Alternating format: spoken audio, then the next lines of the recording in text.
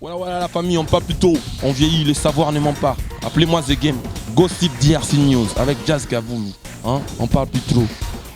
Presse en ligne, avec intelligence, avec sagesse, tout ça, pas trop de polémique. Ce qui on mélange pas les torsons et les serviettes. Hein? Nous on est serviettes, on ne dépend pas des torsons. Gossip DRC News avec Jazz Gavoulou. De belles interviews, de belles collaborations, de belles images. Parole de Fabregas. Appelez-moi The Game. Gossip DRC News. Les bossés, ah.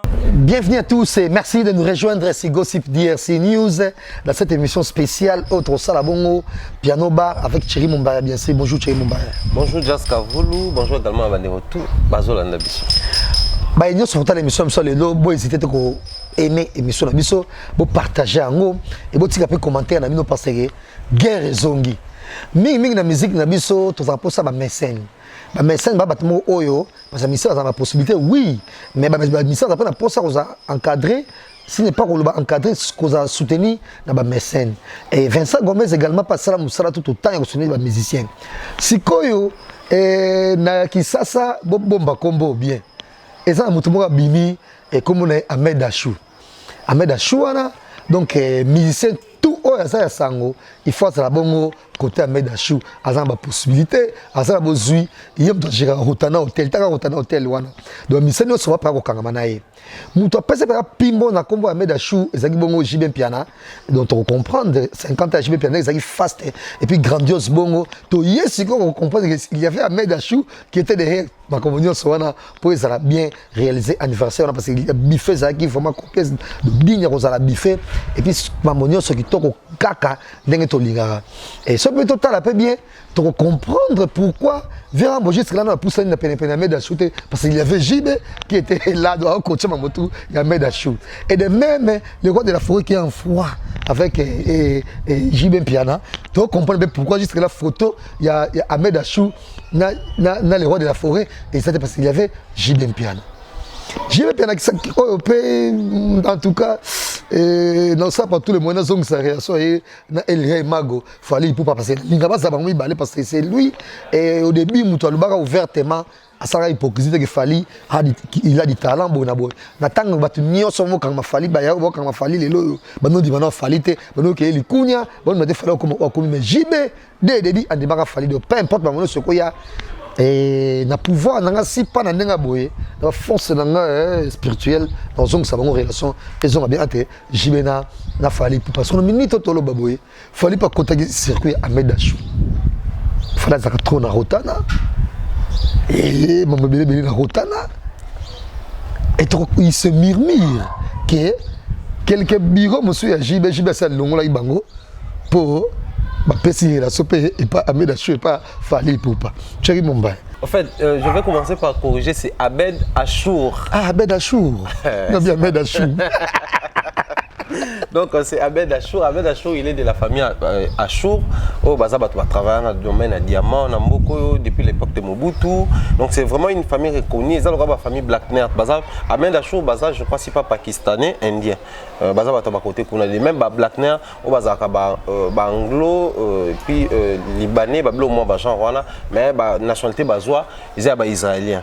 Alors Bazaba famille, va travailler dans Mboko, on a entreprise de belles bateaux net, Soki, les Arabes bango, bateau bien place poisson écoute trop, bloc écoute Thomson, Thomson, ça la importation nango, bazana Rotana, bazaba plaza tout le monde a comment ils ont alimentation, shopping à Minene, ça Marawana et puis bazana espace na bango divertissement donc plaza tout ils a bango PKK, ça dit bazana moi une famille au c'est lancé plus dans business et puis lui actuellement c'est lui le gérant de tous ces biens là parce que je sais pas si il m'a dit colotoné mais il m'a géré à Nyon donc il m'a dit roi DG il y a une entreprise nuance il y a Achour.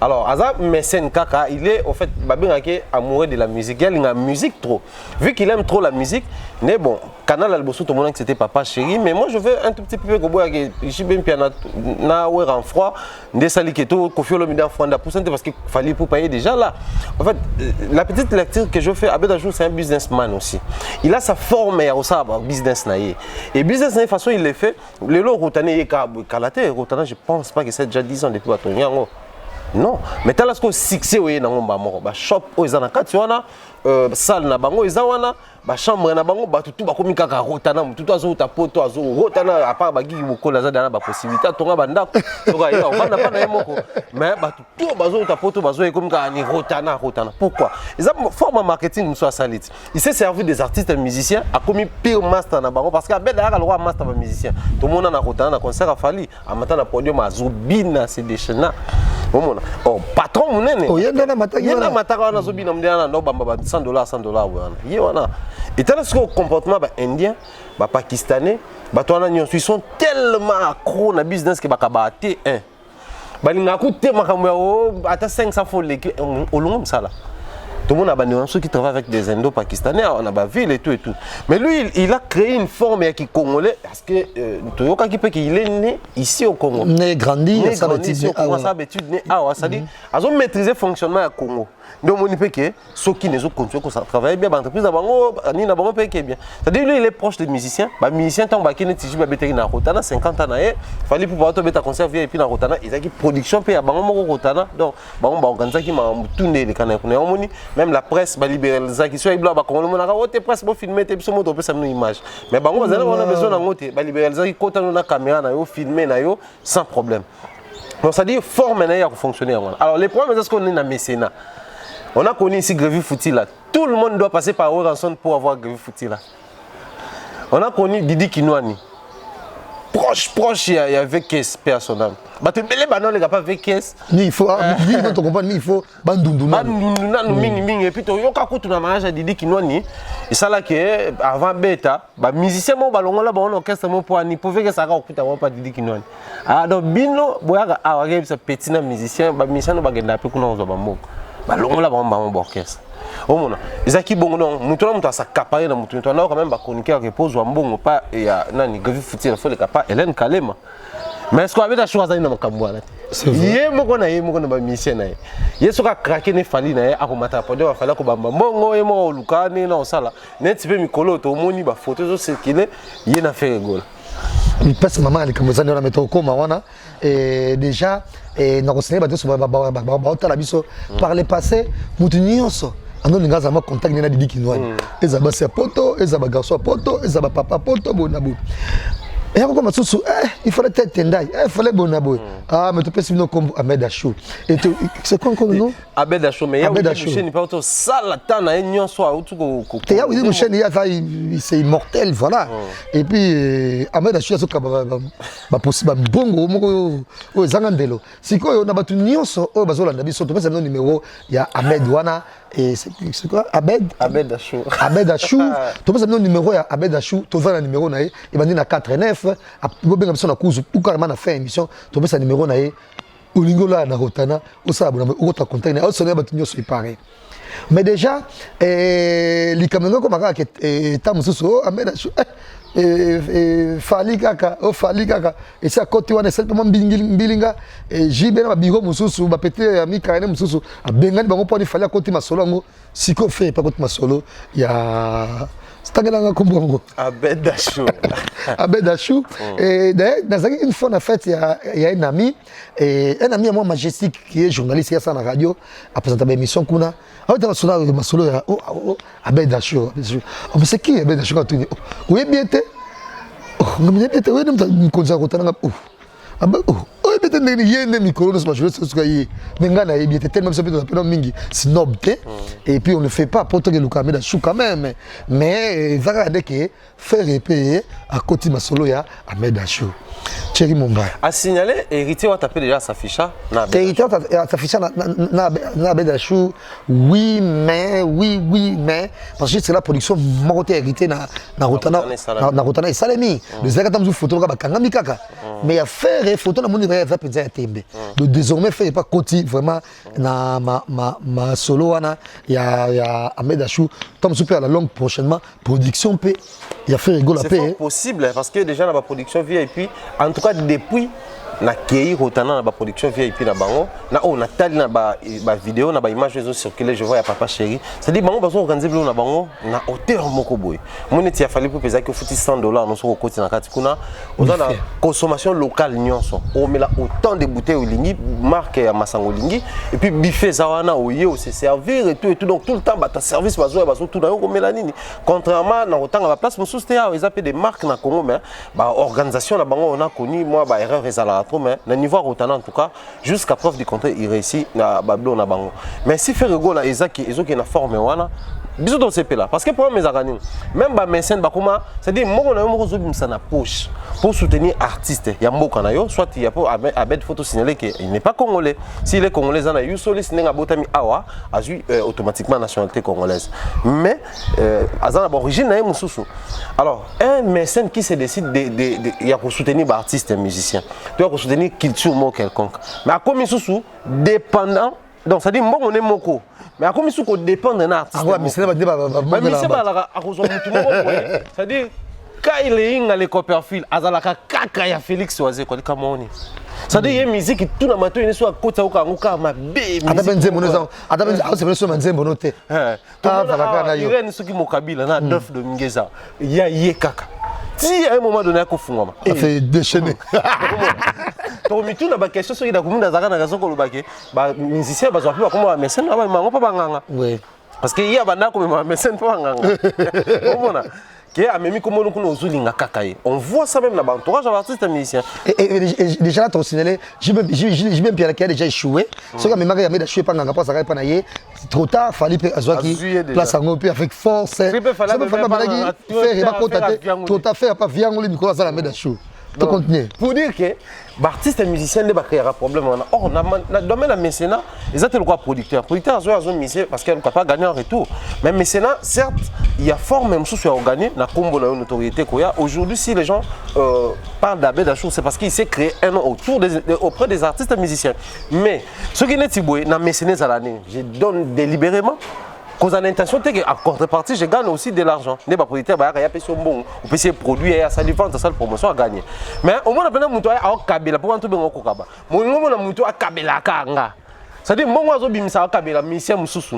Et alors on l'a te que ngana pesa 10 000 na kabo 5 000. Yo na oya yo kozwa. Yé pas ça oya ozo mais tu vas voir un artiste azo créer ba makamoko boye. C'est dit non seulement ça kana a comme tu na ba petit no ba ko mutamula na yo pour ce ngo kutana artiste mission mususu. Là ba sinde que presse angakutana mutu tel bakuna de changer pour ba urgence mo ezabo compte mo ezabo ça dit jusqu'à pouvoir retenir mutu pona on a connu ça na ba mécène bébé et c'est l'une des raisons ça fait que ba mécène na biso ba comment qui à un moment donné séduit na ba musicien et ça dit qu'il y a un esprit na ouvert pour aider musique à mboka ke liboso ba comme ko dépend d'un artiste comme que mutu tel azara mutu tel café Tienchimanga mutu Félix Oazé quoi tant ba juste bien na balongo et comment un problème pourquoi juste bien na Mbeli café Tien alors Félix Aboki mbamo c'est-à-dire il s'est fait plaisir mais est-ce que il ça artiste musicien na Congo il est pendant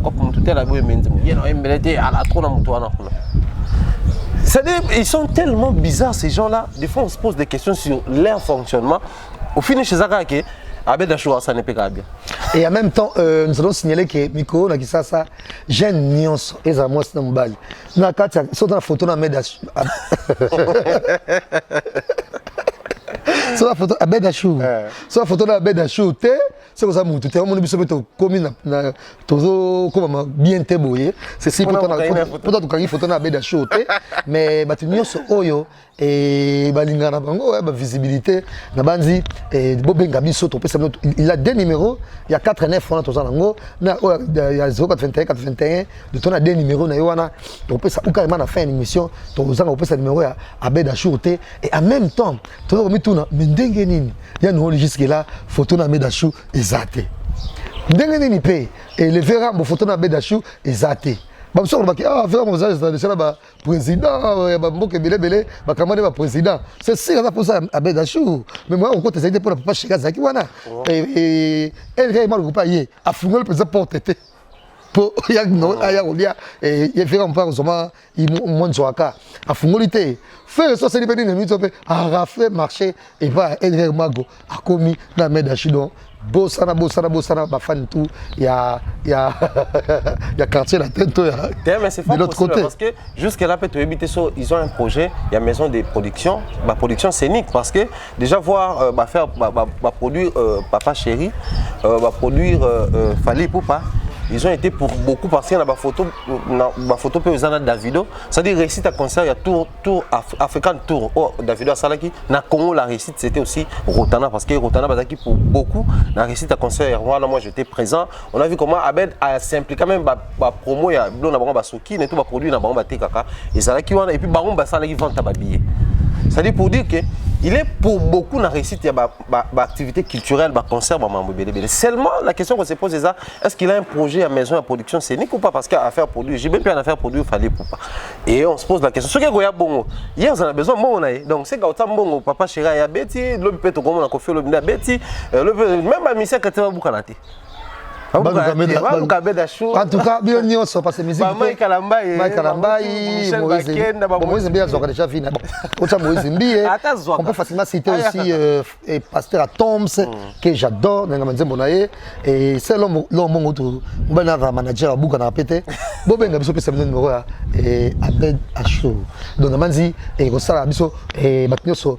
Plaisir et ça me fait plaisir comme on a et tout ça on te flatter moi que on te flatter Jésus de nuance bah quand tu as la conseil il y a Rotana le col cause à la Rotana ata bolinga biso te ko ya toi bah $100 na biso to kota quand tu considères comme ça biso kota total qu'est-ce qui va se passer na parce que faut que on peut y avoir concert on peut y avoir VIP na Rotana à un moment donné et longo l'image à VIP aux un grand hôtel parce que quand tu es salon Congo faut mettre l'homme qu'on a Rotana leke Rotana siko avec longo la biso et ça les que et comme isko va unité de mesure VIP à Rotana parce que j'ai l'impression à se tromper de Fabrice Pedabeta Rotana non pas encore ah il y a Showbizka pas encore jusque là des concerts à grande pompe on confie on dirait bon on bosse ça mais des concerts événements Fali et puis Nani. Najibem Piana. Et puis on comprend les sous facilement.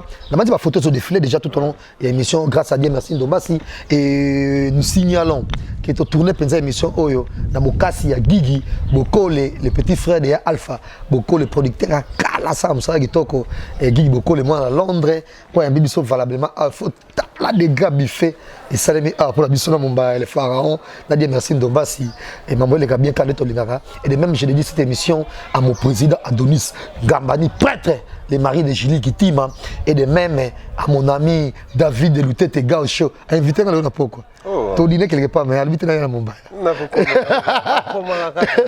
et de même tu peux ça monter depuis Paris dans les valables pastoral trésor Mukuna merci quoi Gobeli Château ça n'a jamais et de même le succès Kasongona Jolie Musungai et Madebura Kamanda Mbote Belé et Panayo et monsieur aussi entre guillemets toko dédié ango na Serge Tata Kibokolo na Luanda na Paulo de Santouche oh Rolanda biso sikasiko na bossa jamais Arnold Rosada et moi na moi mukie na zapenza na makamoka neto lingaka et pas la possibilité merci naé nous arrivons pratiquement à la fin de cette émission et c'est si peut Abed Achour soit s'intéresser militaire na Noël tant c'est pas bien comme on est politicien. Kofi Olomide aussi avait un projet comme ça. Comme un politicien également, il y a beaucoup d'artistes musiciens qui nous ont proposé des projets. Je vais prendre Dakumuda, qui nous a même promis d'être le prochain président de la République après Joseph Kabila. A postulé, c'est comme côté, l'autre côté, $100 000 on a payé. Les hommes qui étaient. On va passer les cotisations, on va passer nos Malonga. On va passer à Malonga, on va passer les cotisations. Est-ce que les Banani va invalider qu'ils amènent la députation Toro et Akolanda? Pasteur. Donc, côté les Bamambo, belé. Combien de pasteurs critiquent évêque Onani, Marini Bod, ou sénateur? C'est-à-dire les pasteurs, les Congolais en soi, tous ont des difficultés au Lingana. C'est-à-dire apparemment ils ont souvent visité comme une vertu, manque d'amour, pas les Congolais. Et puis voilà. Donc pour moi je me dis, ceux qui ont été bons, ils ont raté pour un projet ni politique. Ils ont été bon. En tout cas, au biso tu remarqué que il y a sélectif. Alors ça choix là. Il y a mon pour parce que ils ont passé en tout cas par tellement batum super bon ils ont qui en même temps ils pas fait, en même temps ils pas nini. Mais ça batum sous comment et puis ça c'est un nom propre à Fali Poupa. Ce que yo qui comment on pas fait au comme oh fait pas comme bon comme toi. Ils appellent pas comme ça et puis oh ils a fait rigolo. Ce qu'on n'a pas fallu au Cameroun. La musique a toujours été comme ça chez nous. Même Wenge, même temps où j'ai bien à comment on a podium. Il y en a battu sous bamba les boire à monter. C'est-à-dire que on a tiré la moutou ya ouera pour l'éternité. Moutou na ba bon on est nyoso. Awa ko pesa pe jiba occupé de banga kuna mais ya tika la moutou ouera. Ce qui peut kisi, ce qui peut nitoué bakati. Mais hier au moins, hier moi ça la chone. Sangi Service fait na fallait à somme service bien. Azo tout le monde a pu hériter la photo et on croise les doigts. Il y a pas kota kuna. De même ceux qui paient un jour ouais rançon kuna. Pourquoi pas seulement nos artistes musiciens doivent voir ba intérêt na bangonde. Kogotonga kuna te on a boy. Et comme ça que déjà peu ba bête au moins te ko dépasser trop. Bon on a yo. Bon on a yo. Oh on a te ko comme ça peut mission trop mission so ba kutana belé comme ka lokwa maisha ba ko isa ba comme zo exemple moi te période mo dili ki non na kitaki. Moi te période mo tchachomba la kitaki. On va la ka. C'est-à-dire ba artiste bango moko ba ya bete so là. To comment que belé pa na yango mo na kitaki. Ou bien que tant beaucoup qui bane bano liambo bino nana ko yaki ya yoni na kati ya yoni pena la souvent la mission ezala ba mission ba comme belé autour de lui d'autant plus que lui il ne perd pas en tout cas jusque là il gagne baza na bango belé et ça la peut bien rotana pe ça kitoko ba beta ba production kuna et ça la ba production $100 na minute comme ko mériter ka place wana parce que na ba grand hôtel on peut ba $100. En tout cas, franchement, tu as 23h. Pour autant, attention, il y a 23h, billet à $100. On a grand hôtel, comme déjà 22h. Billet à $100, tu as vu plus de $100. Ça a toujours été un plaisir. Il y a Kokoto et mon apoto moko. Azana non seulement qui toko m'appelle sous mayele. Gigi Bokole, tout est vanda doana mayele makasi. Pas tant belé. Pas tant belé na poto. Et de ce monde na boye, wa maman minga ko belete parce que déjà maman so et boire mané bien, mais il est très poli. Azana ba musicien Mama monioso do kaka mwana ndako. Na bandi photocopier par exemple bien. Comme tu ne pas musicien, ou mi comme si moi chochote moi boui, anika baketch boui na boui. Nous ce genre de trucs là ça passe pas chez nous. Et puis les musiciens doivent aussi apprendre à se respecter voilà. Parce que moi je vis dans concert il a fallu pour pas abeda chouna qui abeda chouna ni nsuni bato babokana. Tamé na tsena ngakate. Oui, tsena ngakate. Amatina po. Nabi mutuma metisa matai ko ba mbongo mais en tout cas, atai mutuma à l'aise. Le quoi la fallu se respecte. Mbongo ils ont rien à élongité. Qu'est-ce qu'il a fait? Attends, ça bête d'achou, il y a un podium, tu vas dans la salle nabino, au bas mambo ne l'unité. Soit un bamba, à Zouango, à Bokanase, Coco dit la chose, on soit mon candidat salle dans la concert. Il est quoi, à peine à se rendre le côté de la maison? Et quoi qui peut la se rendre? Pourquoi qui t'a récupéré? Oh, ça doit être un peu. Bon anniversaire en même temps à héritier Watanabe qui fête aujourd'hui son anniversaire 37 ans d'âge. Il y a héritier Watanabe, bon anniversaire. Notre ami tout ça déjà vidéo dans biso et autre boaka et pour héritier Watanabe et clin d'œil spécial na batu nyonso batali émission na biso lelo tout le monde a si facilement encore une fois Kiki Deborah Kamanda ya pas Blaise et de même na Galia Tita. Et Tombo ça n'a jamais il y a tout ça Ndombasi na ba nyonso oyo bazoli mbapenza kotika bisote encore une fois Landry Mabilama Reine Vitaranko ina ba Luanda na mato ultimatum na ba nyonso batali émission biso lelo ezaki rumba baboto le ba wana botel boso to pesa na Gigi Bokole bon séjour au pays il to pesa bon séjour mais bienvenue chez lui parce qu'il y a Barazane congolais donc bienvenue chez lui Biso fait tous bienvenue chez lui dans les Toyamami Aboué Kakanenge Tolingana plaisir. Grand merci également au président Denis Ngambani, Julie Kiti Mangambani depuis le 001. Coco Mills. Coco Mills, Colette. Tout le monde s'en est trop en tout cas.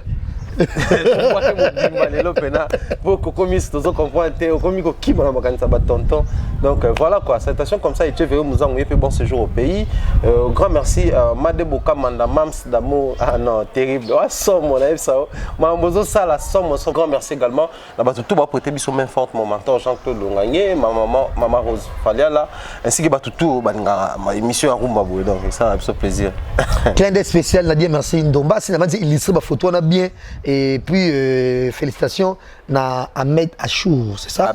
Ahmed Achour na action parce que la lobby comme ça ça et moi ça n'a pas ça malade abimisi mbongo na et nzamba pambola yo et Ahmed Achour et sura tangate tala ta chéri mombaya chéri pe na liste ya journaliste wana kuna parce que ngaba mise balinga monga mingi te c'est si ba biso chaque garçon wana te bona boy que cette émission Piano Bar soit avec vous.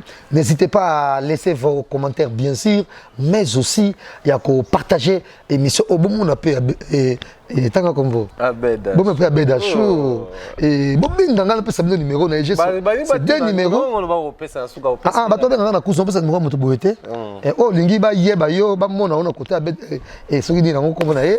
Bon, bien, on a pas le numéro d'ailleurs. Et c'est pas compliqué, comme trouble comme dimi, côté comme on a eu.